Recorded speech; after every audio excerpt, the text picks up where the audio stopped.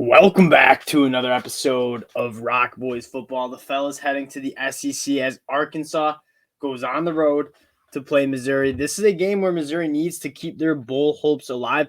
A Missouri team that I don't think is as bad as the national media thinks they are, and I think that's why you're seeing such a short line. I'm at Arkansas only coming in at three-point favorites. If you're a Missouri fan, you really want this win. You want to be bowl eligible. The future of Missouri is not just this game. It's this game, this team, in the recruiting class that Drinkwitz has put together for the last couple of years. This could be a really good team in a couple of years, and getting those bowl practices, getting some of those young guys, some of those reps is going to be really meaningful. So I think this is a big, big game for Missouri. It's going to be a fun game. I think it's going to be closer than most people expect, and I'm excited to get into it. Before we do, though, just want to say thank you guys for all the support you guys have shown the channel. Again, we really do appreciate it. We love making these videos. I love talking ball with you guys in the comment section, and the support you guys have shown truly does mean a lot. So if you do like the content, consider subscribing, join the community. Let's start talking some ball. I want to start with Arkansas and how they match up against Missouri, and I think why part of the reason why you see such a close spread. A bunch of my friends who I talk football with were saying Arkansas -3. That seems like a lock. At first, it really does, right? And then you look at the numbers and you look at what Missouri does against running offenses. They're very good. They're only allowing 3.8 yards per carry. The front seven of Missouri, in general, got a little bit of allergies here coming up in Rochester, New York from Florida. The front seven for Missouri is very good. A transfer like Tyron Hopper in the middle of the defense. He's been all over the field for Missouri. You have guys like Isaiah McGuire, Trajan Jeffcoat. They're very good up front, and they stop the run very well. Again, only allowing opposing ball carriers to average 3.8 yards per carry. And when does Arkansas struggle specifically on the offense side of the ball? Is when they're behind the chains, when they're making KJ Jefferson throw from the pocket, 3rd and 7+, push the ball down the field. KJ Jefferson's a very good quarterback. That is where he struggles, when he doesn't have really the ability or the option to use his legs as much. Arkansas, one of the best rushing attacks in the country. A guy like Rocket Sanders, someone who was not really on my radar. I knew he was kind of going to be the lead back at Arkansas behind a very good offensive line. He's been phenomenal. I've been, every game I watch of Arkansas, so impressed with his ability to run the ball hard, but also as a former wide receiver, very, very shifty in space and has the burners to hit the home run ball. So that's kind of the matchup that I'm taking a look at the most, is how well can Arkansas run the football against the Missouri front seven that's very good. Now you flip the script. Missouri's offense, not great. Brady Cook is solid, 65% completion percentage, 12 touchdowns, 7 interceptions. He's been okay. They don't run the football outstanding, but Brady Cook kind of he's a chain mover. Like when it is 3rd and 5, and if he needs to pull it down and pick it up with his legs, he can make that happen. But what Missouri really tries to do is get the ball into their hands of their playmakers. A guy like Luther Burden, Dominic Lovett, two of the most skilled and impactful players on the game. And why I'm a little bit shy from taking Arkansas -3 is Missouri has those guys. We just talked about NC State on the last episode.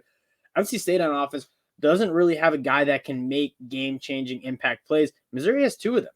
I mean, Dominic Lovett and Luther Burden are two tremendous, tremendous athletes who can change a game with one play. Arkansas has struggled giving up the deep ball. They've been very, very banged up in the secondary. It's gotten better, but it's still not there. And I would expect Missouri to try to take some shots down the field, try to hit some of those explosive plays.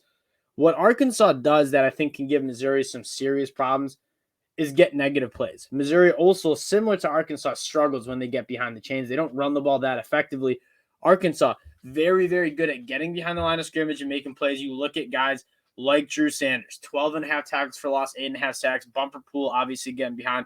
Chris Paul Jr., Jordan Dominic. They have a lot of guys, Zach Williams. They have a lot of guys that can get negative plays, get you in kind of those 3rd and long areas, and that's where Missouri struggles. So taking a look at this game, one other thing you kind of have to keep in mind is Missouri probably has a little bit more to play for, and whether you like it or not, that's kind of a talking point towards the end of the season.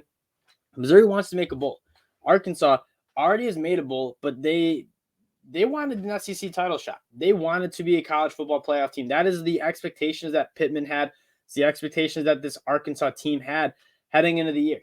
Injuries in the secondary, injuries to KJ Jefferson has kind of thwarted and stopped that from happening. How bad does Arkansas want to play in this game? How bad does some of the guys like KJ? Now, I would never question KJ Jefferson's how bad he wants to play because that dude is an absolute warrior. How bad does this team in general want to play in this game? Could be a question. That being said, for me, I'm not reading too much into that. I'm probably just going to simplify it to this. Arkansas has the quarterback I trust most. They have better playmakers, in my opinion, on both sides of the ball. Missouri has some guys. Don't want to overthink it too much. I trust KJ Jefferson more than I trust Brady Cook. I trust this Arkansas team a little bit more than I do Missouri. I think they're a little bit more athletic. I think they're a little bit more physical. I'm probably leaning Arkansas -3, but again, I don't think it's the greatest matchup for Arkansas, a team that wants to run the football. And when they do not run the football well, they really do struggle to move the football.